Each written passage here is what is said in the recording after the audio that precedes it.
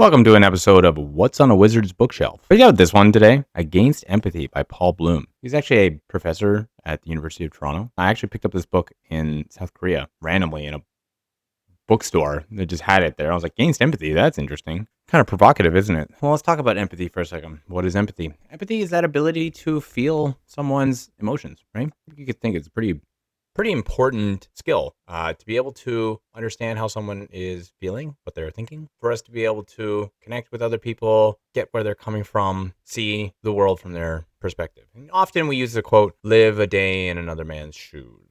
Although if you can imagine, that would probably be pretty uncomfortable, which is actually quite interesting. This is what this is about. Empathy is often not that comfortable, is it? It's often very uncomfortable because you have to live in somebody else's shoes, but they don't fit you. Empathy works really well with people that you do fit in their shoes. They have the same size of you. But it can be a lot harder with people that have massive feet or very tiny feet, right? It's hard to squeeze in there. This is what he's suggesting in this book. One of the arguments against empathy, you can think, well, why the hell would anyone be against empathy? It's not that it's not a useful skill to have or that it doesn't serve its purposes. It absolutely does. But the thing is that it leads to some strange ethical positions that don't always fit in most situations and honestly aren't always the most appropriate. For example, empathy is a spotlight. We put all of our focus and attention on that one person in that moment right now. And it really makes that person feel seen. It makes them feel good. It makes them feel like they are a real human being. This is so important. But if you do this all the time, just like we said with being in another man's shoes, you're going to start to feel very uncomfortable. You're going to start to feel you're not able to get your balance. You can start to feel a little bit off in yourself. Why would you ever wear shoes that are not your size? It actually doesn't make sense when we think of it, right? You can't change your foot size. So why would you put on their shoes? There must be another way to understand someone rather than literally becoming them, because we can't. We can't become someone else. So one of the problems here is that, it's a spotlight. What happens when you spotlight on something? That becomes the only focus of attention, right? Everything is dark around except for that one area. And that can be great. That's one person. But the issue is that there's not just one thing happening. There's not just one person in the world. There are many, many, many, many people everywhere all the time. One could say, oh, well, you can empathize with everyone. How? How could you empathize with every person? Because it quite literally is impossible. When you think about empathy, you're thinking about one person at a time. If you want a more all-encompassing human approach, reducing your empathic sense would sometimes be more appropriate. I'll give you a more clear example of like where I'm coming from. I work on a distress line. Empathy in distress lines is an important skill, absolutely. To be able to listen to one person, to be with them and stay with them, to not try and step away, to really hear what it is that they're going through and really listen to them and connect with them. Empathy can help build that. However, where I work on a distress line, I am a supervisor and a coordinator. So I'm responsible not only for that one caller, but I have a multitude of callers coming in at any one time. I also have my volunteers to think about who are taking the calls from all these different people. I have the organization as a whole to think about, and I have myself to think about as well as my team. If I'm using empathy in every one of those situations, not only am I going to burn out, but I'm not going to be able to handle the load that is required, the amount of emotion that's coming through, and the amount of perspectives that need to be considered. So what's the better option here? I try to use something what he suggests. He suggests actually a rational compassion. I prefer to call it a detached compassion. What this means is that we still use empathy in some situations, but we do not let it totally overwhelm us. If you use empathy as a distress line coordinator, as a therapist, as something working in a helping field, such as being a doctor or a nurse or a 911 operator or a paramedic, if you're using empathy all the time, you will burn out.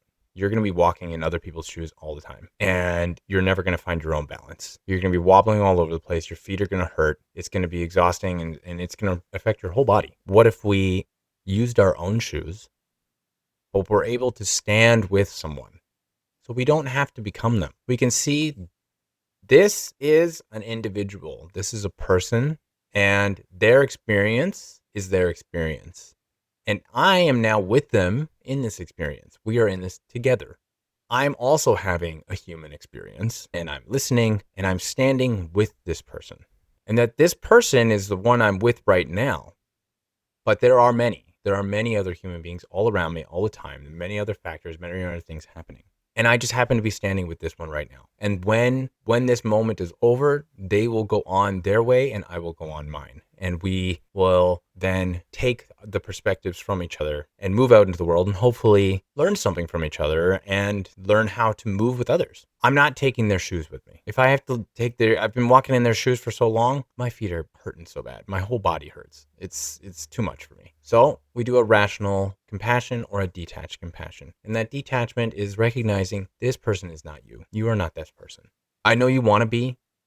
Sometimes we do. We really want to be. We want to understand so bad. We want to know what it's like to be somebody, to really feel what they're feeling. But the really fascinating part about human life is that you will never be able to actually experience their life as them, because you're always going to be seeing it through the lens of your own experience. And this isn't a problem. This actually is what helps us connect even more. When you connect with your own humanity, and you connect with your own experience, and you stand with someone because you know how hard life can be at some points. You know how difficult your own experience can be, or how strange and abstract and absurd your own experience can be. And you can stand with that other person and see, I see you and I hear you and I am with you, but I am not you. And you are a courageous, interesting person who is going to be able to figure this out. And I know it because you're standing with me right now. You are still here. You have gone through a number of different things in your life that I have no idea about. And you know how to deal with this far better than I do. Just as you may be able to stand with me, but you're not going to know what I need to do. I have so many more experiences. I have a depth of understanding of self that no one else could possibly know. It cannot be expressed through words. It can't be lived by anyone else other than me. This is what I mean by a detached compassion. We feel that sense that you are a person, one of many, that we're all having a human experience here, and that you are in your shoes and I am in mine. And I can understand that your shoes may be really tough to walk in, but they are not mine. And my shoes can be tough to walk in too, Not every day. I've been working on changing my shoes to make them fit more often. A lot, actually. I change my shoes all the time, And a lot of times I'm like, fuck, I put on the wrong shoes again.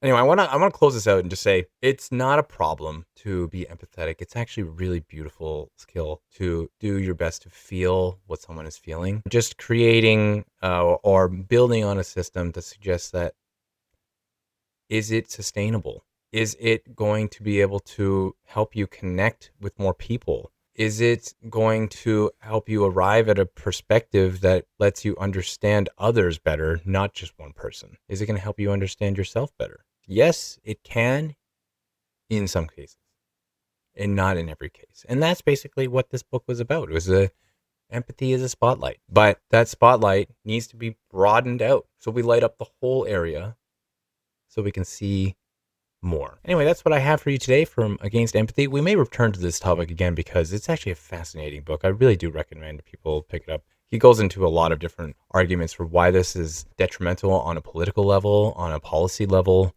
and how our empathetic views actually inhibit some of our policies and decision making. It's not all empathy's fault, of course, but there's a great argument here, and it's something that we may return to at some time. I appreciate you for watching this wizard What's on His Bookshelf. Take care now. Bye bye then.